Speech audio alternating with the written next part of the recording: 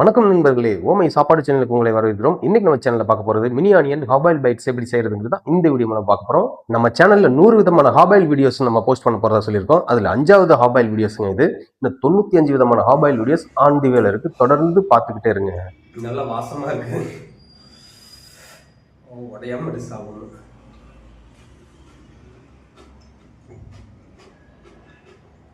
நல்லா அந்த சேம் அப்படியே ஹாபாயில் தான். ஆனால் நம்ம போட்டுக்க அந்த சில்லி சாஸும் இந்த கொடுத்துருக்கிற ஸ்ப்ரிங் ஆனியன் அதெல்லாம் கொஞ்சம் டிஃப்ரெண்ட் கொடுக்குது டேஸ்ட்டு. உண்மையான ஆபாயில் இது ஒரு டிஃப்ரெண்ட்டான ஆபாயில். நல்லா இருக்கு. டக்குன்னு ஒரு 5 நிமிஷத்தில் வேலை முடிஞ்சது. ட்ரை பண்ணி பாருங்க, சூப்பராக இருக்கும். Oh my Saapadu, oh my Saapadu.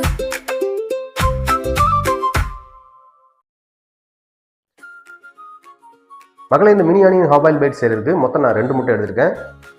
அதில் மஞ்சக்கரு தனியாக வெள்ளைக்கரு தனியாக பிரித்து வச்சுருக்கேன். எனக்கு இந்த மஞ்சக்கருவை தனியாக பிரிக்கும் போது லைட்டாக கலங்கிருச்சு. நீங்கள் கொஞ்சம் சேஃபாக பிரித்து எடுத்துக்கோங்க. இப்போது இந்த முட்டையோட வெள்ளைக்கரில் கொத்தமல்லி தழை சிறிதளவு, ஸ்ப்ரிங் ஆனியன் சிறிதளவு சேர்த்து நல்லா மிக்ஸ் பண்ணி விட்டுக்கலாம்.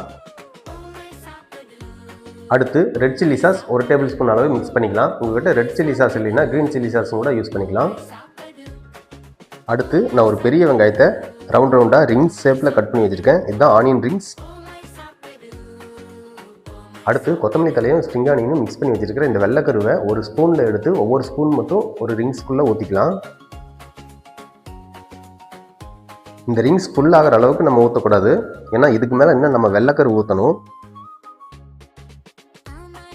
எல்லா ரிங்ஸுமே ஃபுல்லானதும் 1 நிமிஷம் மட்டும் வேக விட்டு அடுத்து நம்ம கலக்கி வச்சுருக்கிற இந்த மஞ்சக்கருவை எடுத்து ஒவ்வொரு டேபிள் ஸ்பூன் அளவுக்கு ஊற்றிக்கலாம்.